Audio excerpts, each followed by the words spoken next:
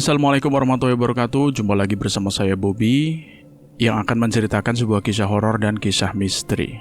Dan apa kabar teman-teman semua? Semoga kalian sehat selalu, panjang umur, bahagia selalu, dan selalu dimudahkan segala urusannya. Sebelum saya melanjutkan ceritanya, buat kalian yang baru bergabung di channel ini, silahkan klik tombol subscribe dan tombol loncengnya agar kalian tidak ketinggalan cerita terbaru dari kami. Oke, kita langsung saja menuju ke ceritanya.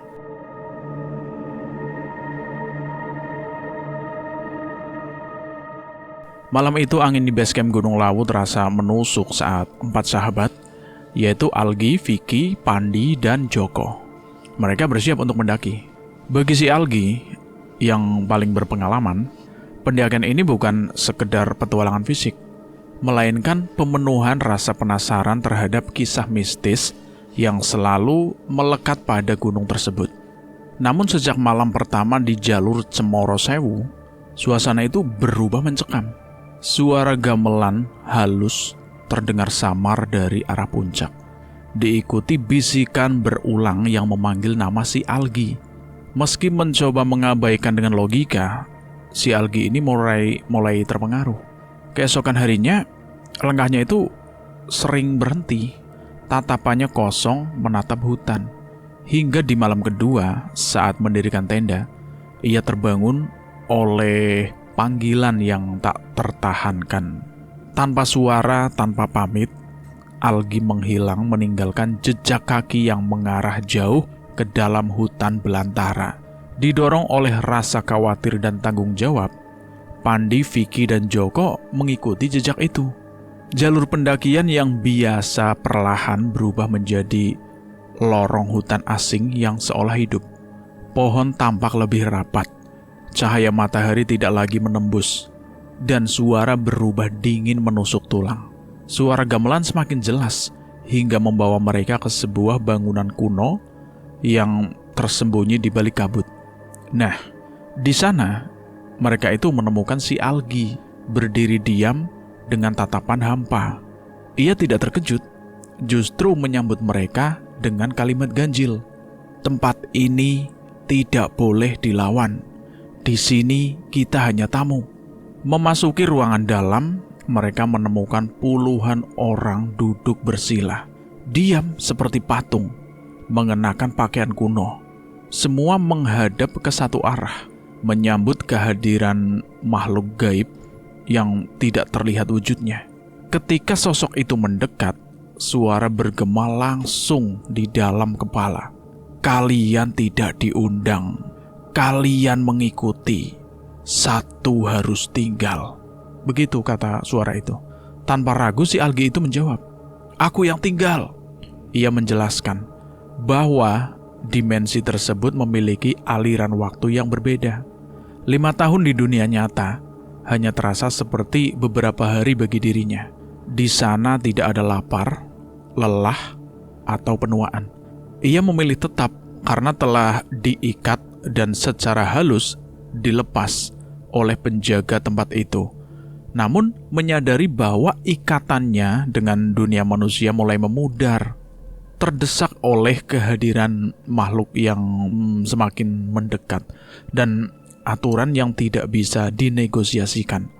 Pandi menarik Vicky dan Joko berlari melalui lorong gelap di sisi ruangan.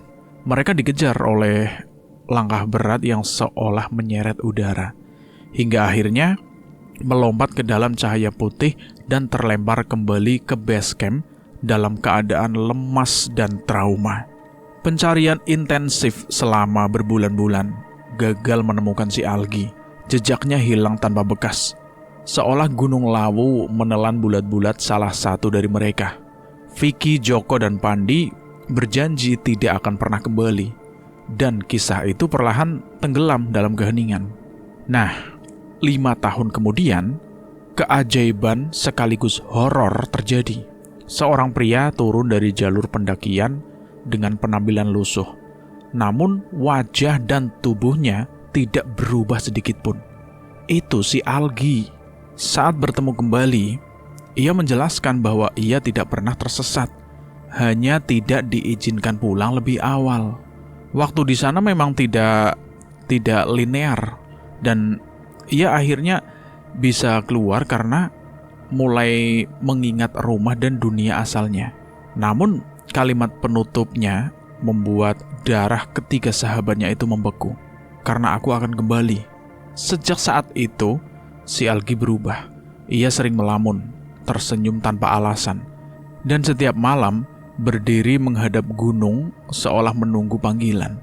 Hingga suatu malam, ia mendaki sendirian tanpa pamit dan menghilang untuk selamanya. Tidak ada pencarian yang berani dilakukan. Kisah itu berakhir dengan legenda abadi. Bagi sebagian pendaki, Algi bukan lagi manusia yang tersesat, melainkan jiwa yang telah pulang dan kini menjadi bagian dari gunung. Gunung Lawu tetap diam, menyimpan rahasia yang hanya dipahami oleh mereka yang berani mendengar gamelan di balik kabut, menunggu waktu untuk memanggil kembali siapapun yang masih terikat. Untuk mendengarkan kisah selengkapnya, kalian bisa mendengarkan cerita berikut ini.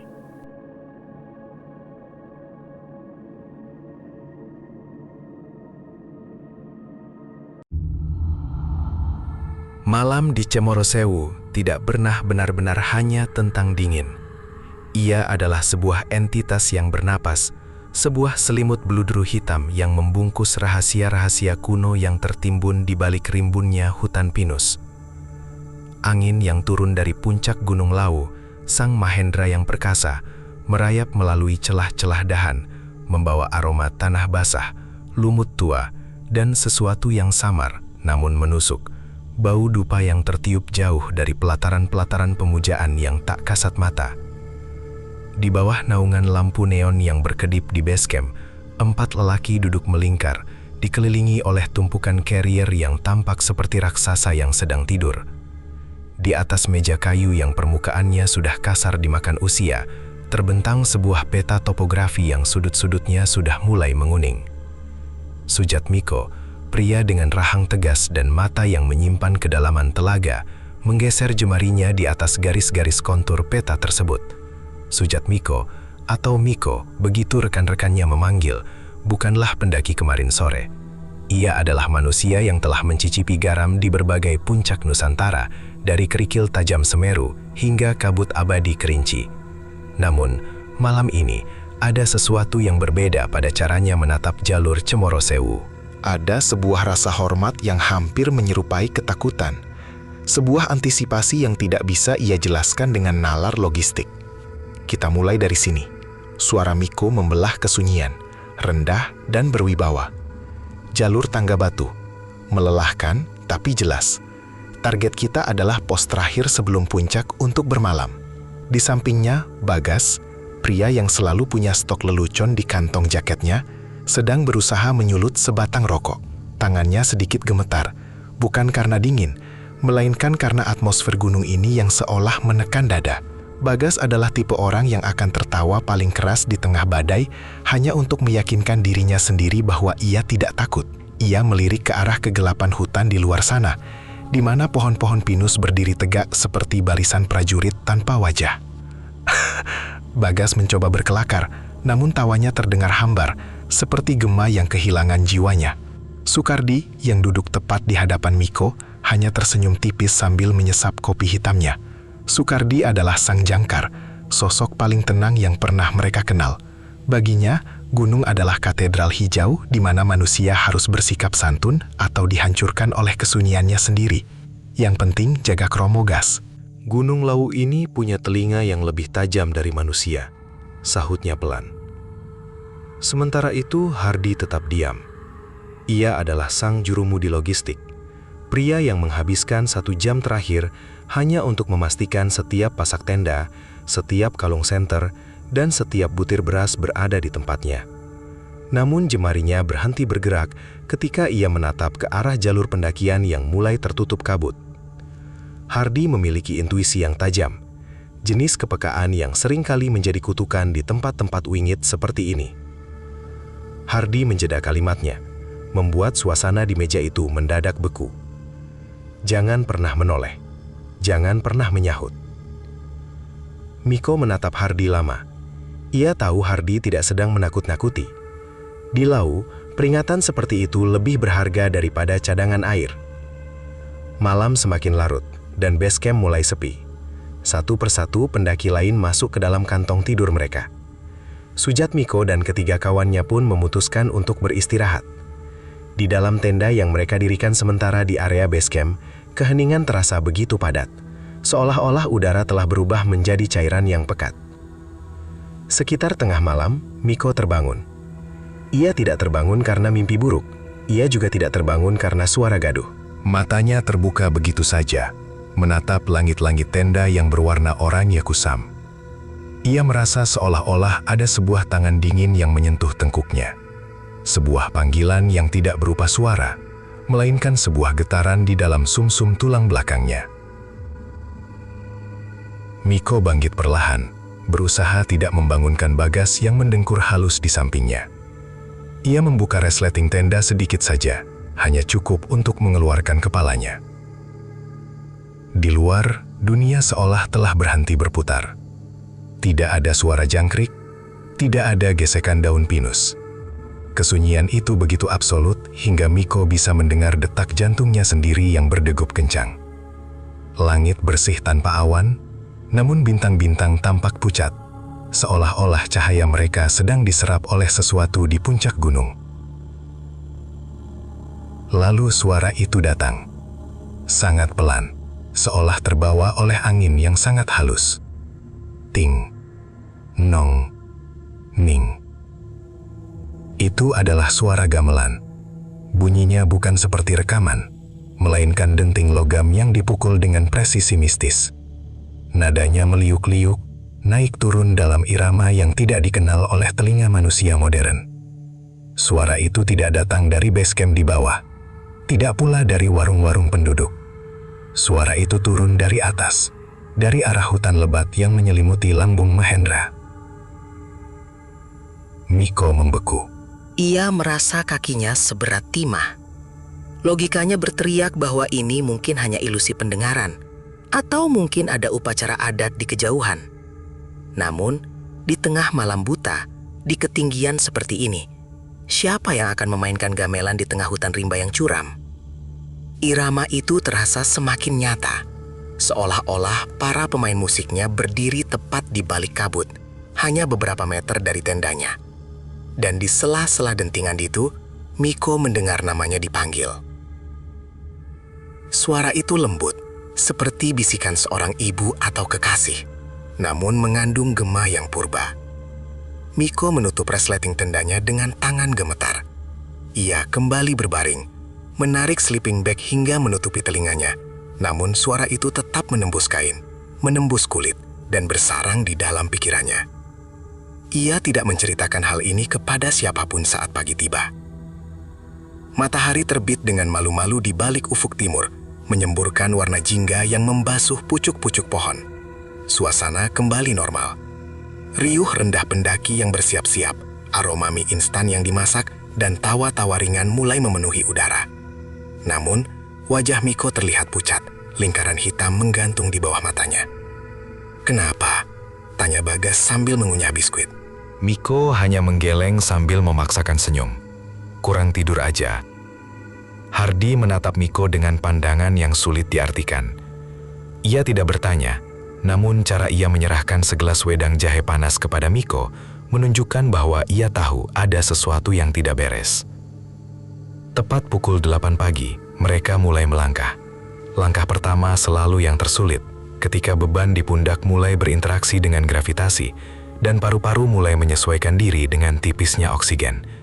Mereka melewati gerbang pendakian, meninggalkan peradaban menuju pelukan alam yang liar. Jalur Cemoro Sewu adalah rangkaian tangga batu yang disusun dengan rapi, namun kejam bagi lutut. Di sisi kiri dan kanan, hutan mulai merapat. Pohon-pohon raksasa dengan batang yang dililit lumut berdiri seperti penjaga gerbang yang sedang mengawasi. Bagas masih menjadi mesin penghibur. Ia bercerita tentang pengalamannya di Gunung Merbabu, tentang pacarnya yang marah-marah karena ditinggal mendaki, hingga teori konyolnya tentang mengapa alien lebih suka menculik pendaki daripada orang kota.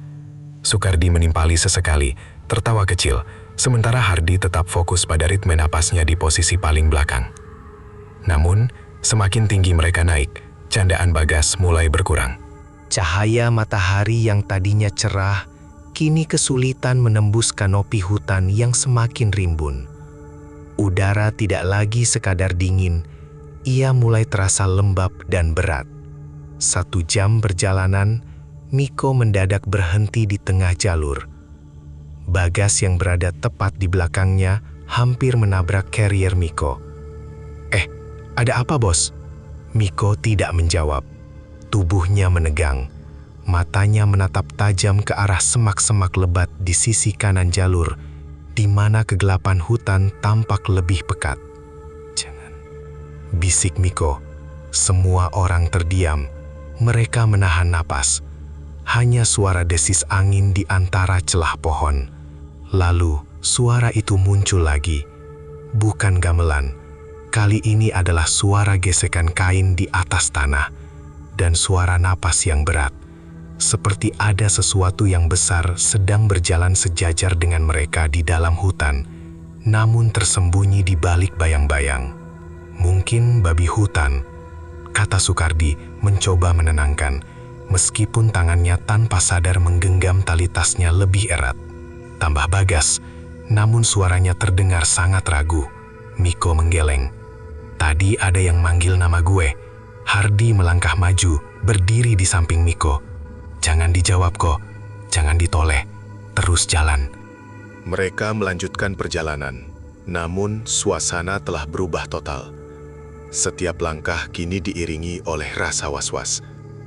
Miko merasa seperti ada ribuan mata yang menatap mereka dari balik batang-batang pohon tua. Hutan itu tidak lagi terasa seperti tempat rekreasi. Ia terasa seperti sebuah ruang pengadilan kuno, di mana mereka sedang diadili atas keberanian mereka masuk tanpa izin yang tepat. Hutan semakin sunyi, keanehan mulai muncul. Biasanya, di jalur pendakian sepopuler Cemoro Sewu, mereka akan berpapasan dengan pendaki lain yang turun atau disalip oleh porter. Namun, sejak 1 jam lalu, mereka tidak menemui siapapun. Jalur di depan dan belakang mereka kosong melompong. Hanya ada kabut yang mulai turun menyelimuti tangga-tangga batu. Gumam Bagas.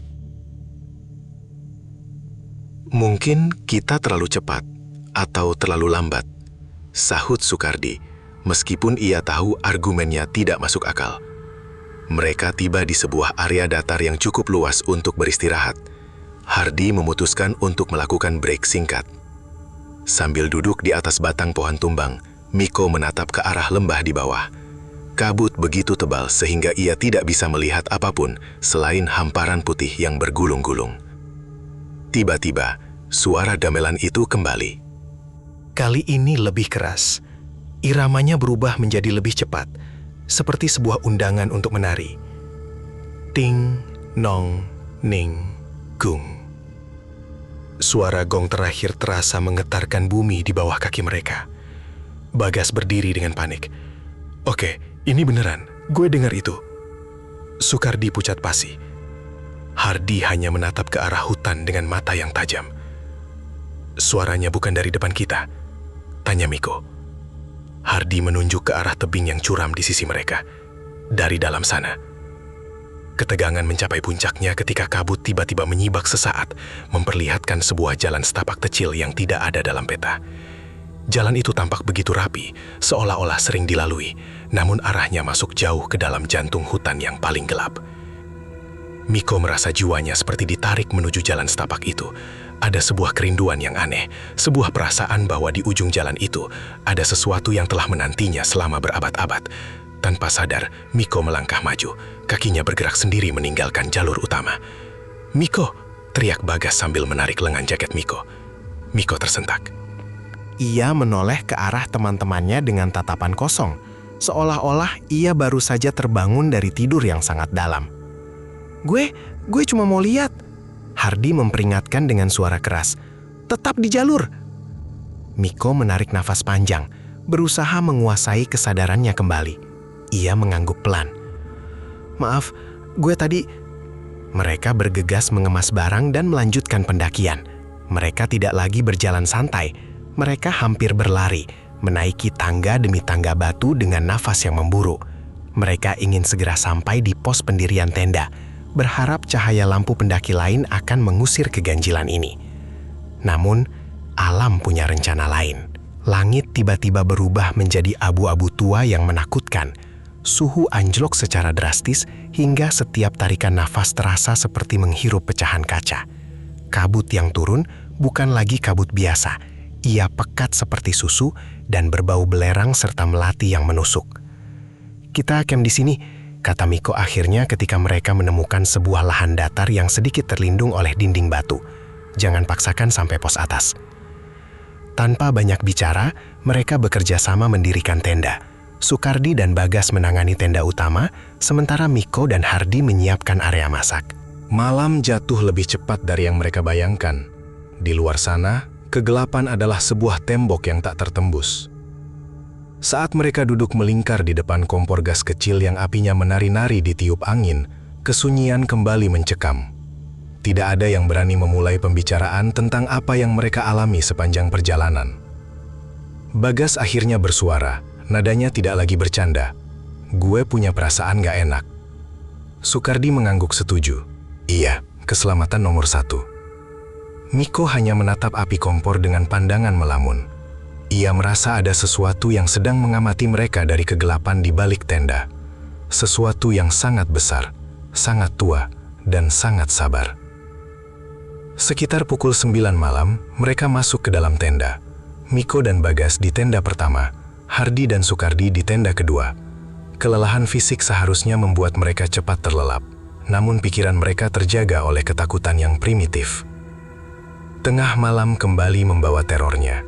Bukan lagi suara gamelan yang terdengar, melainkan suara langkah kaki yang berat mengelilingi tenda mereka. Kruk, kruk.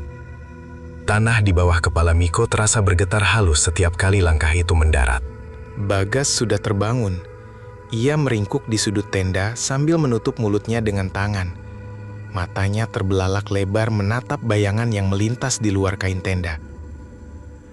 Sebuah bayangan yang sangat tinggi, mungkin 3 meter, melintas pelan di depan lampu tenda yang masih menyala redup di luar. Bayangan itu tidak berbentuk manusia sempurna. Kepalanya tampak terlalu besar dan anggota tubuhnya terlihat kaku. Lalu, sesuatu menyentuh kain tenda. Sebuah jemari panjang yang ramping terlihat menekan kain dari luar, meraba-raba seolah mencari jalan masuk. Bagas mulai terisak tanpa suara. Miko menggenggam pisau lipatnya, meskipun ia tahu senjata itu tidak akan berguna melawan apa yang ada di luar. Tiba-tiba, sebuah bisikan terdengar tepat di telinga Miko, meskipun tidak ada siapapun di dekatnya selain Bagas. Sujud Miko. Miko merasakan sebuah dorongan yang tak tertahankan untuk membuka resleting tenda. Tangannya bergerak seolah digerakkan oleh benang-benang gaib. "Jangan kok," bisik Bagas dengan suara yang hampir habis. Miko tidak mendengarnya. Ia hanya melihat cahaya biru redup yang muncul dari balik celah resleting. Ia menarik kepala resleting itu ke bawah. Udara dingin yang luar biasa langsung menyerbu masuk, membawa aroma dupa yang sangat kuat. Di luar, dunia telah berubah. Ia tidak lagi melihat hutan lawu yang biasa. Ia melihat sebuah istana kuno yang dibangun dari batu hitam mengkilap, berdiri megah di tengah-tengah kabut. Ribuan obor menyala di sepanjang koridor-koridor yang melayang di udara. Dan di depan tendanya, berdiri sosok-sosok tanpa wajah yang mengenakan pakaian kerajaan Jawa kuno, menunduk hormat kepadanya. Miko melangkah keluar. Ia tidak lagi merasakan dingin. Ia tidak lagi merasakan takut. Yang ada hanyalah rasa takjub dan kepatuhan. "Miko!" teriakan Hardi terdengar dari tenda sebelah, namun suara itu terdengar sangat jauh, seperti berasal dari dimensi lain. Miko terus berjalan. Ia mengikuti sosok-sosok itu masuk ke dalam kabut yang bercahaya biru. Ia melewati gerbang-gerbang besar yang dijaga oleh makhluk-makhluk raksasa yang tertidur. Ia melihat sungai yang airnya berwarna perak dan pohon-pohon yang daunnya adalah permata. Dan di sana, di pusat segala kemegahan itu, duduk seorang pria di atas singgasana kayu jati yang sangat besar. Pria itu memiliki wajah yang sangat mirip dengan Miko, namun matanya memancarkan kebijaksanaan ribuan tahun. "Kau telah kembali, Sujatmiko." Suara pria itu menggema di dalam jiwanya. Miko berlutut. Ia merasa seolah-olah ia telah berada di tempat ini selamanya. Kenangannya tentang Bagas, Hardi, Sukardi, dan kehidupannya di kota mulai memudar seperti tinta yang terkena air. 5 tahun kemudian, di base camp Cemoro Sewu yang telah mengalami banyak renovasi, suasana pagi itu cukup tenang. Para pendaki milenial dengan perlengkapan modern sibuk bersuah foto. Namun ketenangan itu pecah ketika seorang pria terlihat turun dari jalur pendakian dengan langkah yang mantap. Ia mengenakan jaket yang sama dengan yang hilang 5 tahun lalu. Jaket biru yang warnanya tidak sedikit pun pudar. Wajahnya halus, tidak ada kerutan tambahan, tidak ada tanda-tanda penuaan. Ia tampak persis seperti hari ia menghilang. Para petugas base camp yang sudah lama bertugas di sana menjatuhkan gelas kopi mereka. Mereka mengenali wajah itu. Wajah yang selama 5 tahun terpampang di poster orang hilang yang sudah mulai robek di papan pengumuman. Sujatmiko berjalan menuju meja registrasi. Ia meletakkan tangannya di atas meja, menatap petugas yang gemetar dengan pandangan yang dalam namun hampa. "Aku kembali," katanya belan. Berita kemunculan Miko meledak seperti bom. Hardi, Bagas, dan Sukardi segera datang. Mereka yang kini sudah tampak jauh lebih tua, dengan rambut yang mulai memutih dan beban hidup yang terlukis di wajah mereka, berdiri membeku melihat sahabat mereka yang masih tetap muda. "Miko?" Bagas bertanya dengan suara pecah. Ia mendekat dan menyentuh lengan Miko, memastikan bahwa ini bukan hantu. Kulit Miko terasa nyata, namun suhu tubuhnya sangat dingin. Miko tersenyum, senyum yang membuat mereka merinding. "Kalian masih di sini, dunia ini." Hardi menatap Miko dengan tajam. Sebagai orang yang paling paham akan hal-hal metafisika, ia tahu bahwa pria di depannya ini bukan lagi sepenuhnya manusia. "Kemana lo selama ini, Ko? Kita cari lo ke setiap jurang, setiap goa." Miko duduk, menatap Gunung Lawu yang berdiri kokoh di kejauhan. "Aku tidak pernah tersesat, Hardi," tanya Sukardi dengan suara gemetar. Miko berpaling menatap mereka satu persatu. Matanya sesaat tampak berubah menjadi gelap total sebelum kembali normal. Mereka yang membangun kerajaan di atas sana sebelum manusia pertama mengenal api. Ia terdiam sejenak, lalu melanjutkan dengan nada yang membuat suasana di base camp itu mendadak sunyi senyap. Waktu di sana mengalir seperti madu, lambat dan manis. Bagas mundur satu langkah. "Lo harus ikut kita ke rumah sakit, kok." Miko tertawa kecil. Sebuah suara yang terdengar seperti gesekan batu mulia. "Rumah sakit tidak akan bisa menyembuhkan kerinduan akan keabadian, Gas. Aku di sini hanya untuk pamit," bisik Hardi.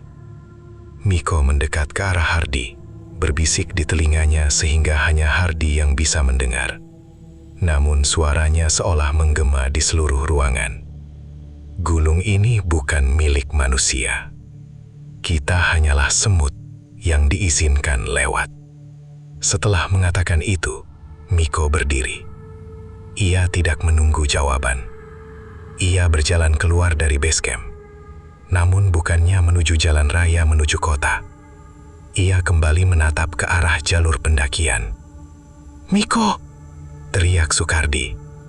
Miko menoleh untuk terakhir kalinya.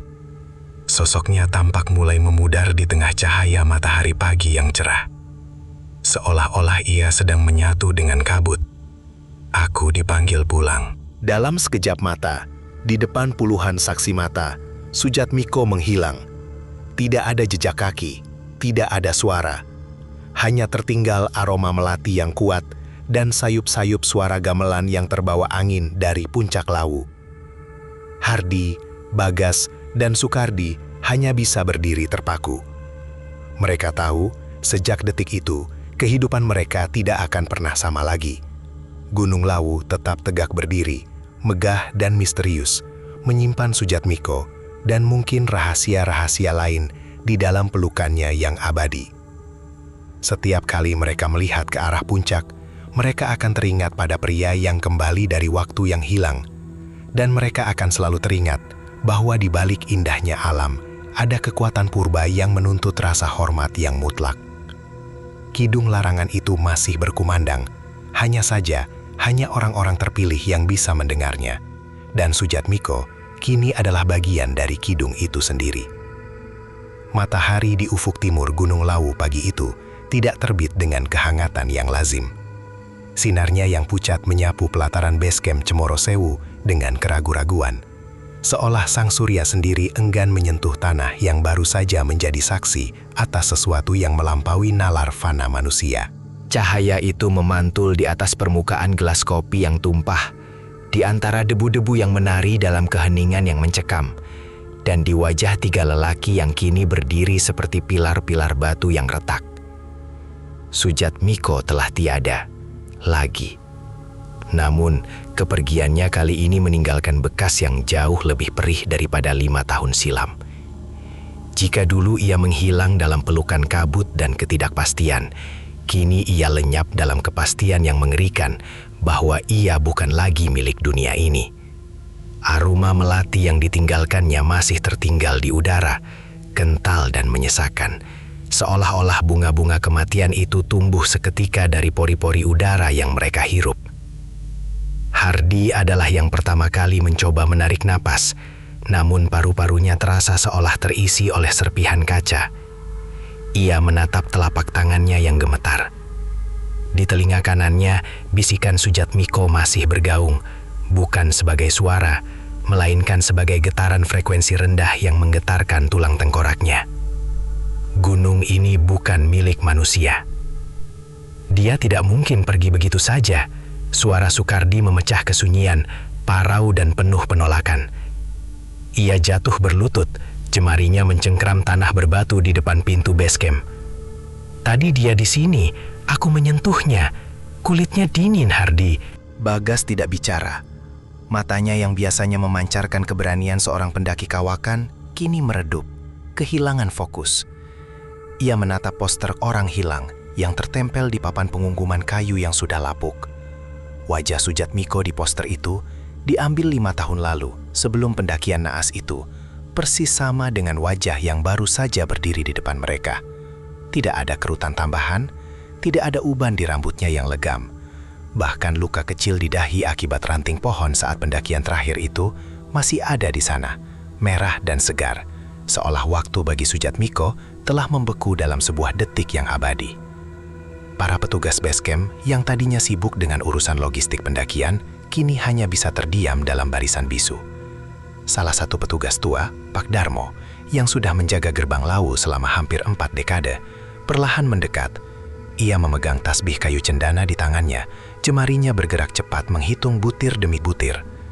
"Jangan dikejar," bisik Pak Darmo. Suaranya terdengar seperti gesekan daun kering.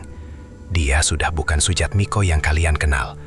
Dia sudah menjadi lelana, pengembara di jagat yang tidak bertepi." Hardi menoleh ke arah Pak Darmo. Matanya merah karena kurang tidur dan syok yang menghantam bertubi-tubi. "Perjanjian apa, Pak? Kami hanya naik untuk melihat puncak. Kami tidak melakukan kesalahan." Pak Darmo menatap ke arah puncak Lawu yang tertutup topi awan kelabu. Gunung tidak butuh alasan untuk mengambil. Terkadang, ia hanya menginginkan seorang saksi. Dan Sujatmiko dipilih untuk menjadi saksi atas keagungan yang tidak boleh dilihat oleh mata biasa. Perjalanan pulang menuju Karanganyar terasa seperti prosesi pemakaman yang panjang tanpa peti mati. Di dalam mobil, hanya ada suara deru mesin dan derit ban di atas aspal yang berkelok-kelok tajam. Bagas yang menyetir, namun tangannya mencengkram kemudi begitu kuat hingga buku-buku jarinya memutih. Di kursi belakang, Sukardi menyandarkan kepalanya ke kaca jendela, menatap hutan-hutan pinus yang berlari melewati mereka dengan tatapan kosong. Hardi, yang duduk di samping Bagas, terus-menerus memutar ulang kata-kata Miko di kepalanya. Sebuah metafora yang indah, namun mengandung kengerian yang tak terperikan. Ia membayangkan Miko duduk di sebuah tempat di mana matahari tidak pernah tenggelam, atau mungkin di mana rembulan selalu berada di puncaknya, mendengarkan simfoni gamelan yang dimainkan oleh tangan-tangan yang tak terlihat. Ingatannya melayang kembali ke malam naas 5 tahun yang lalu. Malam itu, angin di pos 5 bertiup dengan kemarahan yang tidak biasa. Mereka berempat telah mendirikan tenda, mencoba berlindung dari suhu yang menusuk hingga ke sumsum tulang. Miko, yang saat itu paling bersemangat, tiba-tiba terbangun di tengah malam. Ia mengatakan mendengar suara seseorang memanggil namanya dari arah Pasar Bubra, sebuah hamparan bebatuan luas yang menurut legenda adalah pasar gaib bagi penghuni Lawu. "Jangan keluar kok, itu cuma angin," Hardi ingat pernah mengatakan itu. Tapi Miko hanya tersenyum, senyum yang sama dengan yang ia tunjukkan tadi pagi. Hanya sebentar Hardi, ada suara gamelan yang sangat merdu. Dan begitulah, Miko melangkah keluar dari tenda. Hanya satu langkah ke dalam kegelapan, dan ia menghilang seolah-olah kegelapan itu sendiri adalah mulut raksasa yang menelannya utuh. Selama 5 tahun, mereka dihantui rasa bersalah. Mereka mendaki Lawu belasan kali setelahnya, menyewa tim SAR terbaik, bahkan membawa dukun dan paranormal dari seluruh tanah Jawa. Hasilnya 0. Miko lenyap tanpa meninggalkan satu helai benang pun dari pakaiannya.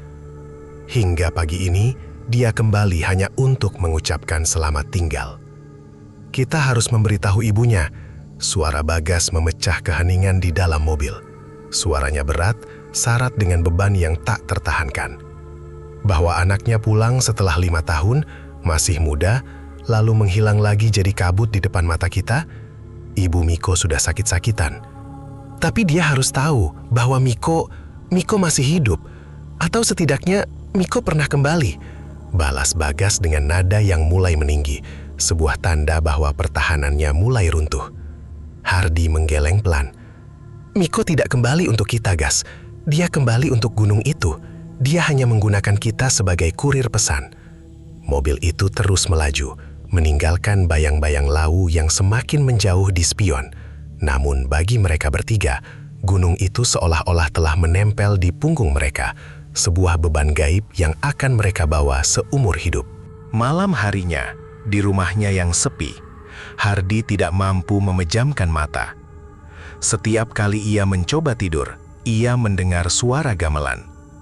Bukan gamelan biasa yang sering ia dengar di acara pernikahan atau keraton, melainkan nada-nada yang ganjil, melodi yang seolah-olah ditenun dari suara angin, tetesan air di dalam gua, dan rintihan jiwa-jiwa yang tersesat. Ia menyalakan lampu kamarnya, mencoba mencari perlindungan dalam realitas benda-benda padat. Di atas mejanya, berserakan buku-buku tentang sejarah kuno Jawa dan catatan-catatan pendakiannya. Ia mengambil sebuah buku tua bersampul kulit kijang yang ia dapatkan dari seorang kolektor di Solo beberapa tahun lalu. Buku itu berisi tentang mitologi Gunung Lawu, atau yang di zaman kuno dikenal sebagai Gunung Mahendra. Jemari Hardi gemetar saat membuka halaman demi halaman, hingga ia berhenti pada sebuah bab berjudul Jagat Alus dan Pergeseran Waktu. Di sana disebutkan bahwa di titik-titik tertentu di puncak Lawu, terdapat portal-portal yang disebut Mripat Jagat atau Mata Dunia. Barang siapa yang masuk ke dalamnya secara tidak sengaja, ia akan terperangkap dalam dimensi yang disebut Kala Sungsang. Di sana, waktu tidak bergerak secara linier. 1 tahun di dunia manusia bisa jadi hanya 1 hembusan napas di sana. Hardi membaca baris demi baris dengan ketakutan yang semakin menjadi. Mereka yang diambil bukan untuk dikembalikan, melainkan untuk diubah. Tiba-tiba, aroma melati itu kembali muncul. Hardi membeku di kursinya. Kamarnya tertutup rapat. Tidak ada tanaman melati di sekitar rumahnya. Namun aroma itu begitu kuat, begitu nyata, seolah-olah ada seseorang yang berdiri tepat di belakangnya, mengembuskan napas yang berbau bunga kematian tersebut. "Pi," bisik Hardy. Suaranya nyaris tidak keluar. Tidak ada jawaban. Namun di cermin yang tergantung di pintu lemari, ia melihat sesuatu yang membuatnya nyaris pingsan. Bayangannya sendiri di cermin itu tampak normal. Namun di belakang bayangannya, di sudut gelap kamarnya, berdiri sesosok pria. Pria itu mengenakan pakaian pendakian yang sangat ia kenal. Sujatmiko. Ia berdiri diam, matanya gelap total tanpa bagian putih, menatap Hardy melalui pantulan cermin. Miko tidak menggerakkan bibirnya, namun sebuah suara menggema di dalam batin Hardy. "Hardy, jangan biarkan mereka menjemput Bagas dan Sukardi. Aku mencoba menahan gerbangnya, tapi mereka lapar." Hardy memutar tubuhnya dengan cepat, namun sudut kamar itu kosong. Tidak ada siapa-siapa. Ia berlari ke arah jendela dan membukanya lebar-lebar. Di kejauhan, di bawah sinar bulan yang perak, ia bisa melihat siluet Gunung Lawu yang menjulang angkuh. Dan di puncak gunung itu, ia bersumpah melihat kilatan cahaya keunguan yang berdenyut seperti detak jantung. Tanpa berpikir panjang, Hardy menyambar kunci mobilnya. Ia harus menemui Bagas dan Sukardi. Ia tahu sekarang bahwa kemunculan Miko tadi pagi bukanlah sebuah akhir, melainkan sebuah peringatan awal dari sesuatu yang jauh lebih besar dan mengerikan.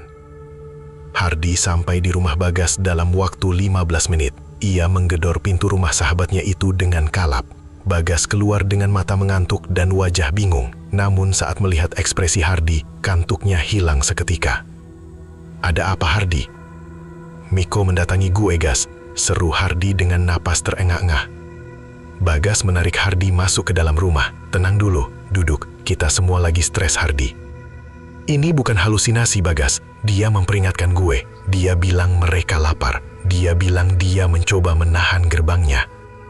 Bagas mengerutkan kening. "Sukardi? Dia tadi bilang mau langsung tidur." Mereka mencoba menelepon Sukardi. Sekali, 2 kali, 10 kali. Tidak ada jawaban. Perasaan tak enak mulai merayap di tengkuk Bagas. Sukardi adalah orang yang paling disiplin soal ponsel. Ia tidak pernah mematikan ponselnya, terutama setelah kejadian hilangnya Miko. "Ayo ke rumahnya," kata Bagas. Kini ia yang merasa panik. Rumah Sukardi terletak di pinggiran kota, lebih dekat ke arah kaki gunung. Sepanjang perjalanan, suasana terasa sangat sunyi. Jalanan yang biasanya masih dilewati 1 atau 2 kendaraan, kini benar-benar sepi. Seolah-olah seluruh kota telah jatuh ke dalam tidur lelap yang tidak alami. Kabut tipis mulai turun ke jalanan, sesuatu yang jarang terjadi di daerah perkotaan Karanganyar. Saat mereka sampai di rumah Sukardi, pintu depan terbuka lebar. "Hardy!" teriak Hardy sambil melompat keluar dari mobil. Mereka masuk ke dalam rumah. Ruang tamu berantakan. Kursi-kursi terguling dan ada jejak tanah yang basah di atas lantai keramik putih yang bersih. Mereka mengikuti jejak tanah itu menuju kamar tidur Sukardi.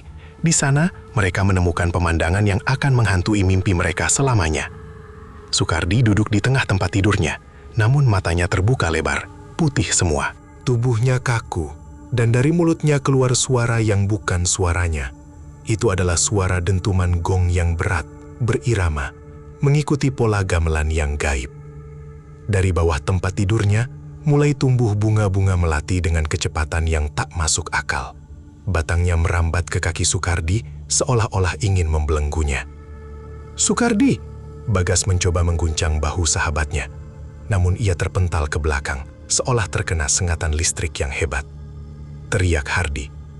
Ia melihat Sukardi mulai mengangkat tangannya, bergerak dengan gerakan yang kaku dan anggun, persis seperti penari wayang orang. "Pasar bubrah, murah harganya." Sukardi menggumamkan kalimat itu dengan nada melengking yang menyayat hati. Tiba-tiba, lampu di rumah itu padam.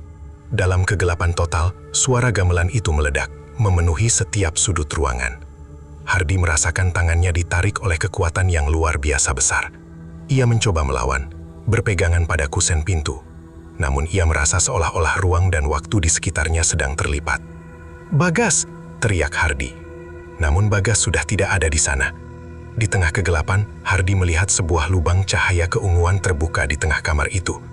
sebuah retakan di udara yang memperlihatkan pemandangan puncak Lawu di tengah malam. Di sana, di depan lubang itu, berdiri Sujat Miko. Kali ini, wajahnya tampak sedih.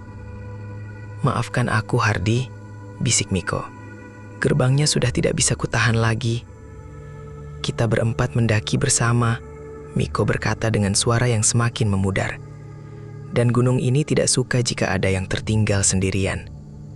Seketika itu juga, Sukardi tersedot ke dalam retakan cahaya itu, disusul oleh Bagas yang berteriak meminta tolong.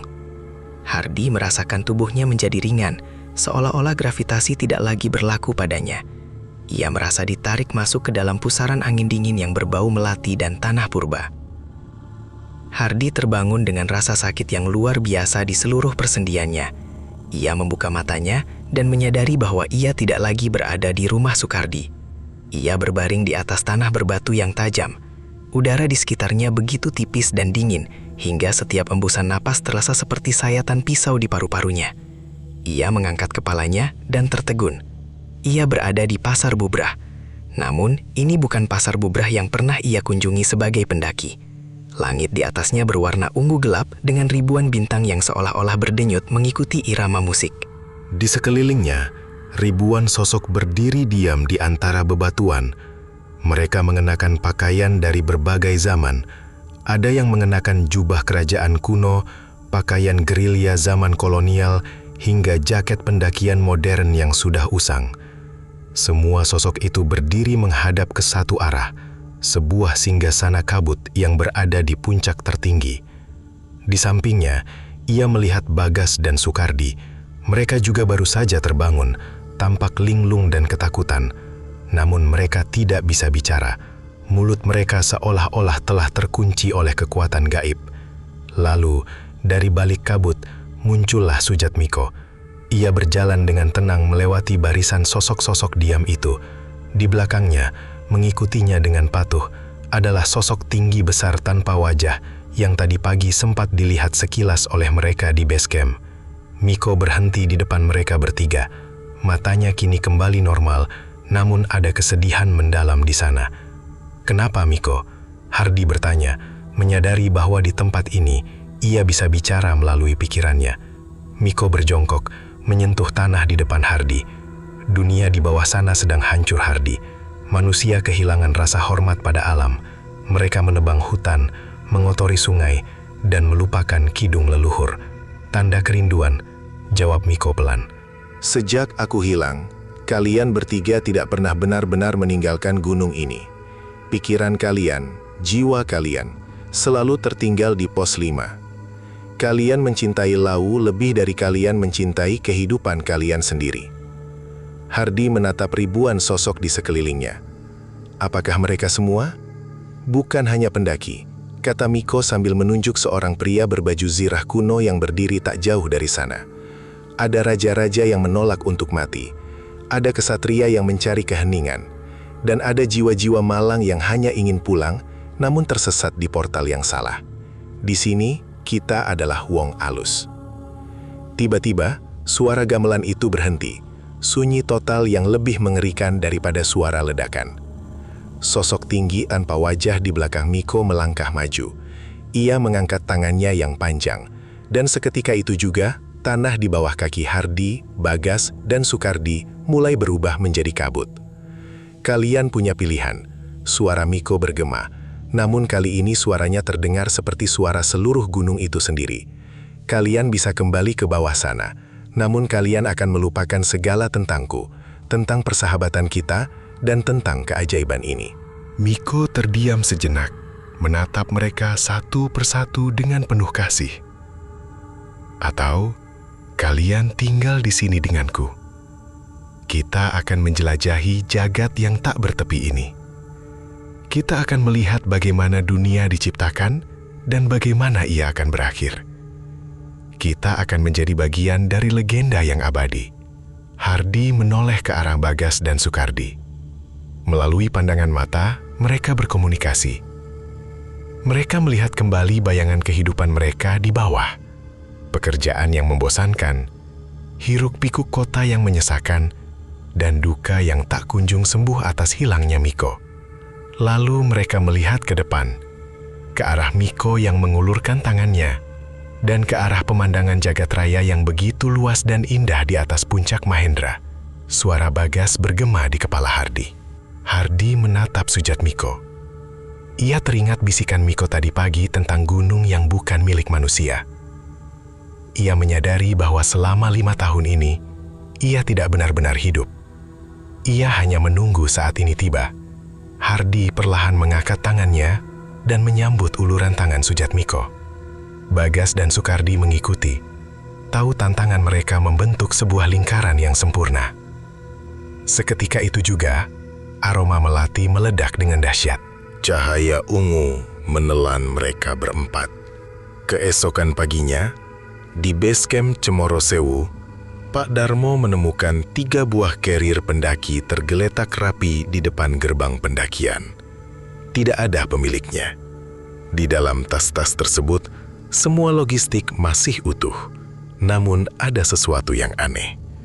Semua jam tangan yang ada di dalam tas tersebut berhenti pada detik yang sama. Berita tentang hilangnya Hardi, Bagas, dan Sukardi menyusul Sujatmiko menjadi legenda baru di Gunung Lawu.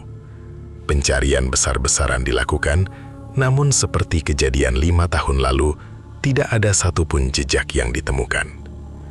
Namun, para pendaki yang sering mendaki Lawu di malam-malam satu suro sering menceritakan hal yang sama. Mereka sering melihat 4 orang pendaki muda berjalan dengan langkah ringan di tengah kabut pos 5. Mereka tidak membawa senter, namun tubuh mereka memancarkan cahaya redup keunguan. Jika kau bertemu mereka, konon katanya, jangan pernah memanggil nama mereka. Cukup tundukkan kepalamu sebagai tanda hormat, karena mereka bukan lagi manusia yang tersesat. Mereka adalah para pengawal Lawu yang tinggal di dalam kidung abadi, menunggu saat di mana gunung akan kembali memanggil jiwa-jiwa yang merindukan keabadian. Dan di base camp, di papan pengumuman yang sudah diperbarui, poster orang hilang itu kini berisi 4 wajah. Sujatmiko, Hardi, Bagas, dan Sukardi.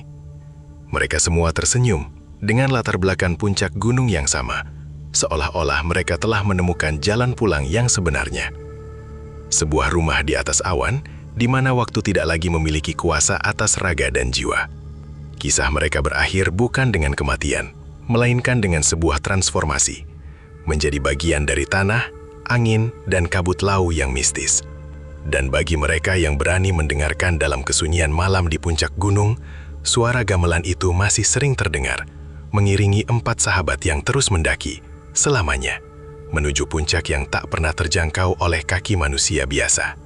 Udara di puncak Mahendra tidak lagi sekadar dingin yang menusuk tulang. Ia telah bermutasi menjadi sesuatu yang lebih purba, sesuatu yang lebih tebal daripada sekadar gas dan uap air. Saat Hardi, Bagas, dan Sukardi menyambut uluran tangan Sujatmiko, garis demarkasi antara yang fana dan yang baka seolah luluh lantah.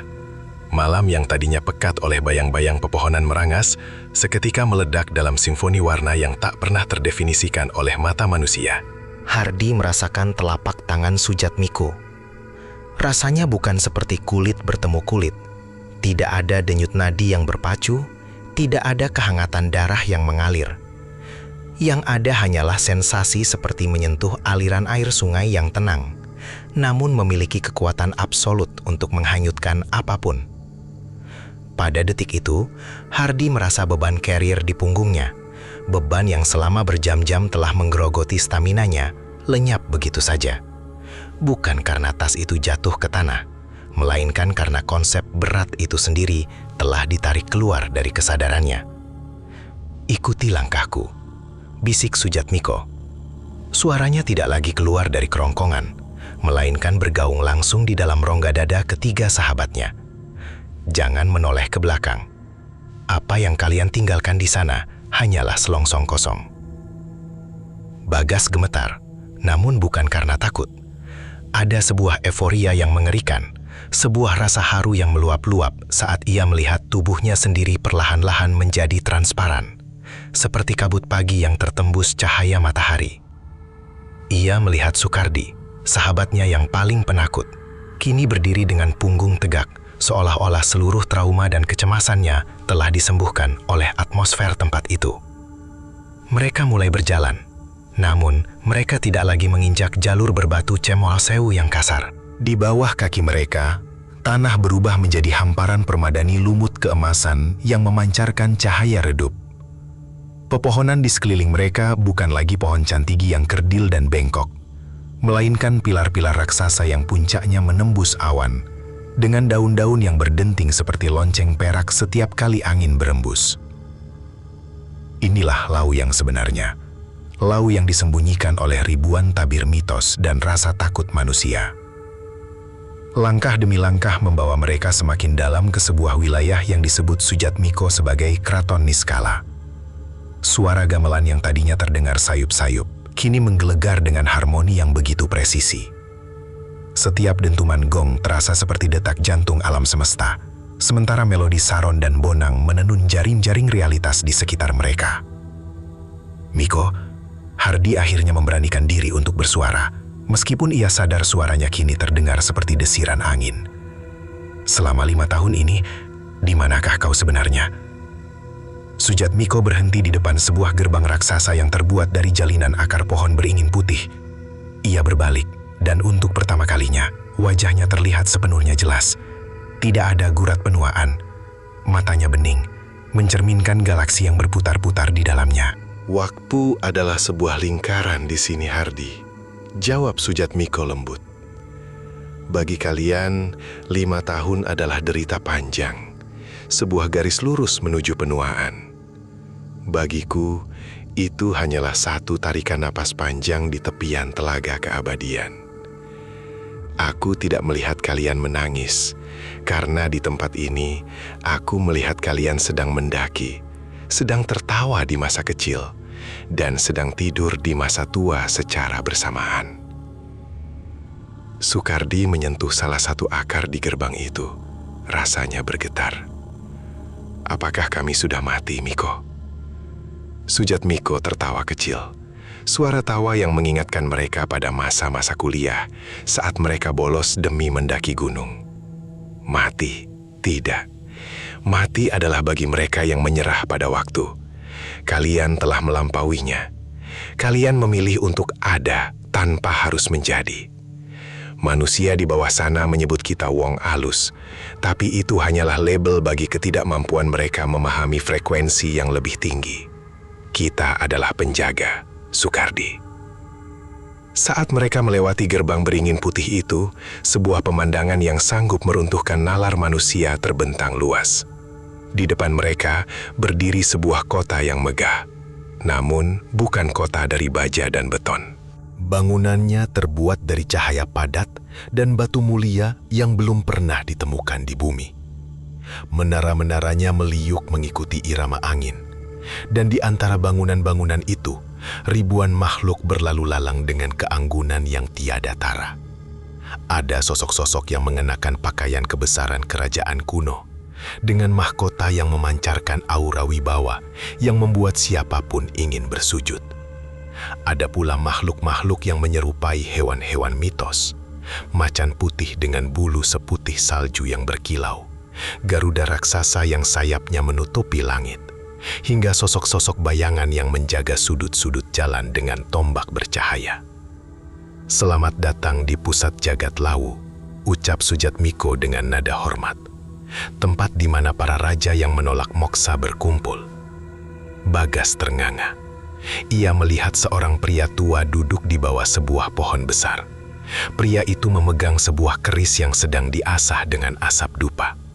Aura dari pria itu begitu kuat, sehingga Bagas merasa seolah-olah ia sedang melihat sejarah Indonesia yang terpendam selama berabad-abad. Jangan menatap terlalu lama, peringat Sujatmiko. Mereka bisa merasakan keinintahuanmu. Mereka terus berjalan menuju sebuah istana di puncak tertinggi yang seolah-olah melayang di atas kawah candra di muka. Di sepanjang jalan, Hardi mulai merasakan sesuatu yang aneh. Memori-memorinya tentang dunia luar, tentang ibunya yang selalu menyiapkan kopi di pagi hari, tentang adiknya yang baru lulus sekolah, tentang aroma asap knalpot dan suara bising pasar, perlahan-lahan mulai memudar. Seperti sebuah lukisan cat air yang terkena siraman air, warna-warnanya meluruh, meninggalkan kertas putih yang bersih. Hardy memegangi kepalanya yang mulai terasa ringan. Aku mulai lupa bagaimana rupa ibuku. Aku ingat dia ada, tapi wajahnya. Sujatmiko berhenti dan menatap Hardy dengan iba. Itu adalah mahar yang harus dibayar, Hardy. Keabadian menuntut ruang yang luas. Kau tidak bisa membawa beban duniawi ke dalam tempat yang suci ini. Jika kau terus mengingat duka dan kerinduan manusia, jiwamu akan memberat dan kau akan jatuh kembali ke tanah, namun dalam wujud yang hancur. Bagas dan Sukardi juga merasakan hal yang sama. Bagas, yang tadinya sangat terobsesi dengan karirnya di kota, kini merasa bahwa pekerjaan itu hanyalah sebuah mimpi buruk yang samar-samar. Sukardi, yang selalu mengkhawatirkan cicilan motornya, kini merasa bahwa konsep uang adalah sesuatu yang menggelikan dan tak masuk akal. Namun, pelepasan itu tidak terjadi tanpa perlawanan batin. Di sudut mata Sukardi, setitik air mata mengalir. Air mata manusia terakhirnya. Air mata itu jatuh ke lumut emas di bawah kakinya dan seketika berubah menjadi kristal bening yang berkilau. Pedih memang, kata Sujatmiko. Sujatmiko melambaikan tangannya ke arah Cakrawala. Seketika, awan di bawah mereka menyibak.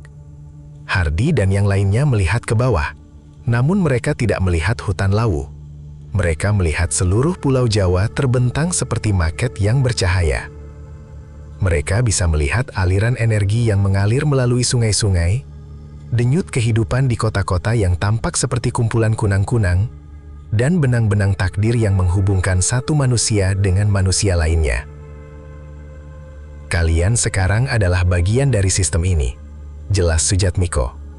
Kalian bisa mendengar bisikan hutan, kalian bisa merasakan kemarahan gunung sebelum ia meletus, dan kalian bisa menuntun pendaki yang tersesat jika mereka memiliki hati yang bersih. Kalian tidak lagi hidup untuk diri sendiri. Tiba-tiba, suasana yang tenang itu terusik oleh sebuah getaran hebat. Dari arah puncak tertinggi Istana Cahaya, terdengar tiupan trompet kerang yang sangat keras. Ribuan makhluk di kota itu langsung berhenti beraktivitas dan bersujud serentak. Sang penjaga agung sedang bangkit, bisik Sujatmiko. Wajahnya berubah menjadi sangat serius. Ia juga ikut bersujud, dan secara naluriah, Hardy, Bagas, dan Sukardi mengikuti tindakan itu. Dari gerbang istana, muncul sesosok makhluk yang ukurannya melampaui segala sesuatu yang pernah mereka bayangkan.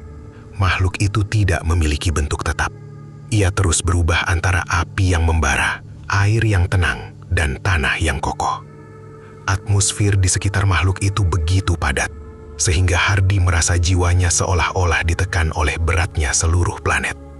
Inilah penguasa tertinggi Gunung Lawu, Sang Hyang Lawu. Sosok itu tidak berbicara dengan kata-kata, namun sebuah gelombang kesadaran menyapu mereka berempat. 4 jiwa yang terikat janji. 4 sahabat yang menantang waktu. Kalian telah melampaui batas fana. Hardy merasakan komunikasi itu di setiap sel tubuh barunya. Untuk apa? Tanya Hardy dalam hatinya. Menjaga keseimbangan yang mulai retak. Dunia di bawah sana. Mereka mulai melupakan akar. Mereka merusak tanpa mengerti. Mereka mengambil tanpa memberi. Lawu sedang berduka, dan duka gunung adalah bencana bagi manusia. Kalian akan menjadi perisai. Sujatmiko mendongak. Matanya bersinar dengan dedikasi yang murni. Hardy, Bagas, dan Sukardi merasakan sebuah kekuatan baru merasuk ke dalam diri mereka. Cahaya ungu yang tadinya hanya menyelimuti permukaan, kini meresap ke dalam inti sukma mereka. Mereka bukan lagi sekadar pendaki yang tersesat. Mereka adalah ksatria niskala. Sementara itu, Di dimensi manusia, fajar mulai menyingsing di pos 5. Tim SAR yang dikerahkan sejak laporan Pak Darmo mulai menyisir jalur pendakian. Mereka melewati tempat di mana semalam Hardi dan yang lainnya berdiri. Namun, bagi para petugas SAR, tempat itu hanyalah semak belukar yang sepi, dengan kabut yang agak tebal. Salah satu petugas, seorang pria paruh baya bernama Pak Kardi, yang sudah puluhan tahun bertugas di Lawu, berhenti sejenak. Ia mengernyitkan dahi, hidungnya menghirup udara dengan tajam. Tanya rekannya yang lebih muda. Bau melati dan kemenyan, bisik Pak Kardi, sangat kuat. Petugas muda itu hanya menganggapnya sebagai halusinasi karena kurang tidur. Namun, Pak Kardi tahu lebih baik. Ia melepaskan topinya, menunduk hormat ke arah hutan yang tampak kosong, lalu menggumamkan doa keselamatan. Ia tahu bahwa pencarian ini tidak akan membuahkan hasil. Ia tahu bahwa gunung telah mengambil apa yang memang diinginkannya. Kembali ke dunia niskala, Hardi melihat tim SAR tersebut dari atas tebing cahaya. Ia melihat mereka seperti melihat semut-semut kecil yang berusaha mencari sesuatu yang sudah tidak ada. Ia melihat kesedihan di wajah mereka, melihat keputusasaan yang mulai merayap. Aneh, ucap Hardi pelan.